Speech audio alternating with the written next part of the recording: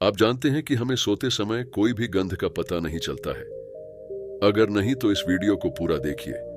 आपको पता चल जाएगा कि क्या कारण है कि हमें सोते हुए गंध और आवाज का एहसास नहीं होता। दरअसल जब हम गहरी नींद में होते हैं तो उसे समय हमें अपने आसपास के वातावरण में क्या हो रहा है ऐसा कुछ भी ध्यान नहीं रहता है। जबकि अर्धचेतन नींद की अवस्था में हमें अपने आसपास किसी के बोलने और उठकर चलने की लगभग सभी क्रियाओं का आभास होता रहता है।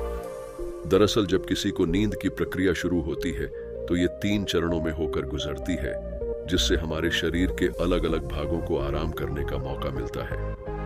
पहले चरण में हम जिस अवस्था में होते हैं उसमें शरीर शिथिल होना शुरू हो जाता है। इसमें हमें अपने आसपास का थोड़ा आभास रहता है। दूसरे चरण में हम अर्ध निद्रा की अवस्था में होते हैं।